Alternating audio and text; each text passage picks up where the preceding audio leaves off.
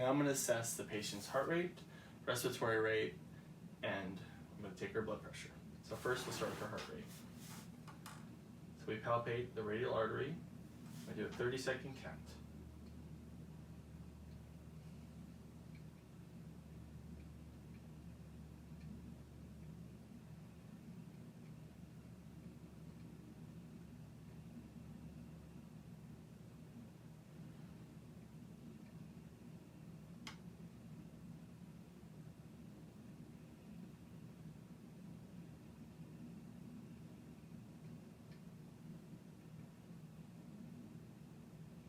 So within 30 seconds, she had 31 beats.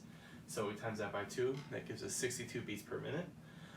If the patient was showing signs of bradycardia or tachycardia, or she was having trouble breathing, or she looked in distress, we would take her heart rate for a full minute just so we ensure that we have the correct heart rate. Now to take her respirations, first, you don't want to alert the patient that you're trying to take their respirations because they can change their breathing patterns. Obviously she knows that, but we will show a way to assess as if you're taking her pulse again. Take her radial pulse, put her hand across her chest, and you count the seconds first. Make sure you can see the seconds. Okay? And we'll count for a full minute.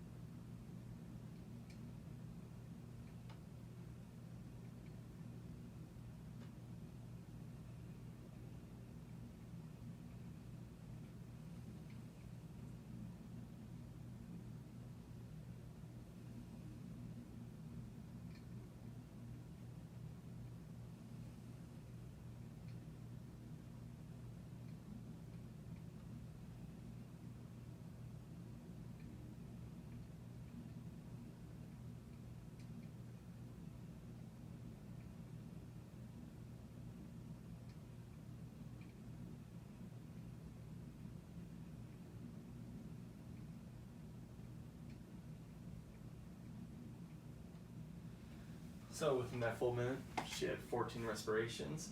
So 4 respirations breathing in, breathing out, inspiration and expiration. The normal ranges are 12 to 20, so she was well within the normal ranges. I can demonstrate taking her respirations via auscultation. We're going to use the diaphragm of the stethoscope. Just listen for another full minute.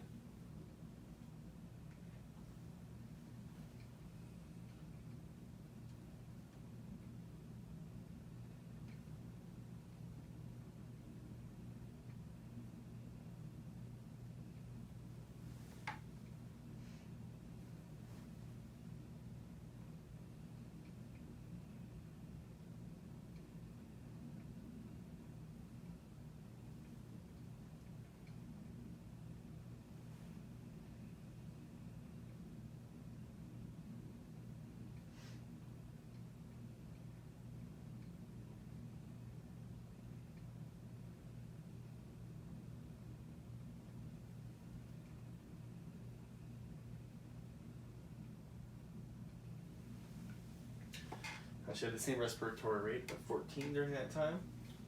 Well, it's probably the same because she realizes I'm listening to her. So now we'll take the patient's blood pressure.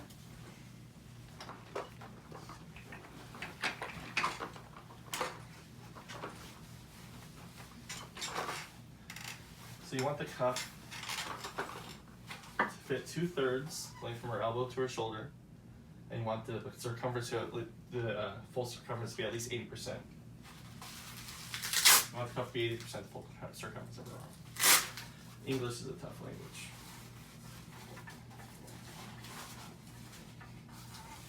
So you obviously want where it says artery facing down. Close the cuff around her arm. Patient's shirt. You want it tight, but not so tight that you can't fit at least one finger under there. One day I'll figure out exactly how to put this thing on. So there's 2 ways we can do this. We can either do it through auscultation or through palpation. I'll demonstrate palpation first. With palpation, we palpate the radial artery. We can only feel the systolic. So that's going to hit the first Krakow sound, which would be for the patients around, from 100 to 120.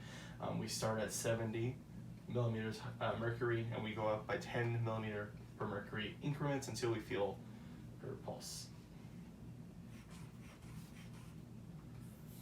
Oops.